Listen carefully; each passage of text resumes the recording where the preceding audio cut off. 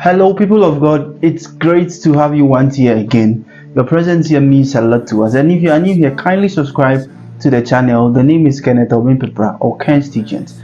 Today we are here to talk about the gift of interpretation of tongues. We dealt with the gift of tongues last week, and then the gift of interpretation of tongues is the last gift under the utterance or inspirational gift. So we want to look at that subject in continuation to the gift of tongues. So let me give you a quick foundation and then we start. The gift of interpretation is not translation. So normally what will happen is that someone speaks and learns in tongues, and the interpreter will occasionally give only a short message.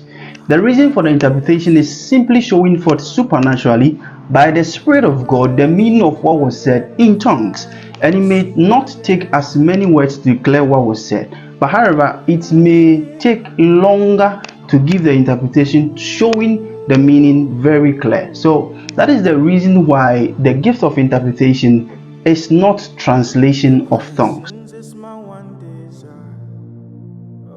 The gift of interpretation of tongues is the least gift of all the gifts of the Spirit, because it depends upon another gift, which is diverse kinds of tongues, to operate.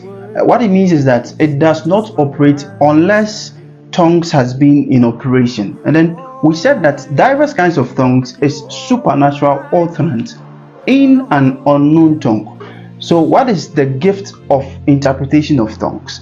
It is the supernatural showing forth by the Spirit the meaning of an utterance in other tongues. So diverse kinds of tongues shows the meaning of an utterance which is in other tongues. And what is the purpose? The purpose of the gift of interpretation of tongues is to render the gift of tongues understandable to the hearers, so that the whole church or congregation, as well as one who gave the utterance in an unknown tongue, may know what has been said and may be edified thereby. So that is why Paul said in 1 Corinthians chapter 14 verse 5 that greater is he that prophesieth than he that speaketh with tongues, except he interpret, that the church may receive edifying. In our private prayer life, it is not necessary that everything we utter in other tongues be made clear to your understanding, because Paul said in 1 Corinthians chapter 14 verse 14 that if I pray in an unknown tongue, my spirit prayeth, but my understanding is unfruitful. So therefore it is not necessary that everything you pray in tongues be made clear to your understanding or be interpreted, because you are not talking to yourself, you are talking to God. What you have to understand is that what you pray in tongues is clear to God, and that is sufficient enough. So that is why in 1 Corinthians chapter 14 verse 2, Paul said that for he that speaketh in an unknown tongue speaketh not unto men, but unto God, for no man understandeth him. Howbeit in the spirit he speaketh mysteries. In ministering publicly in tongues in anyone's service, Paul here is saying that it should be done by 2 or at most by 3 people.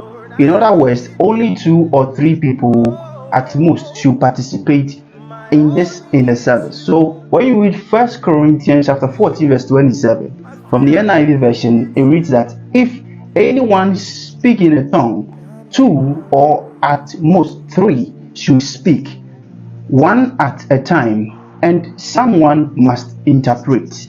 So let me throw more light here. In this particular verse is talking about people, not messages or utterances.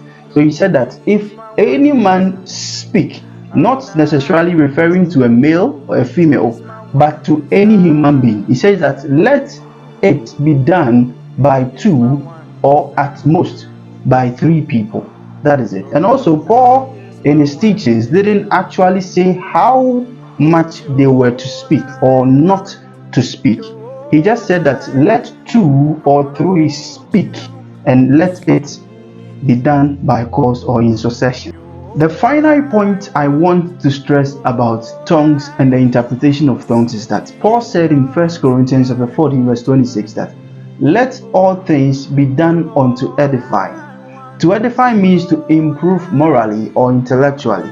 And when the gift of tongues and interpretation of tongues is manifested by the Spirit of God, the utterance will be edifying, inspiring, and also it can be a blessing. And when we invite the operations of the Spirit of God amongst us, we need to reference God and the things of the Spirit of God.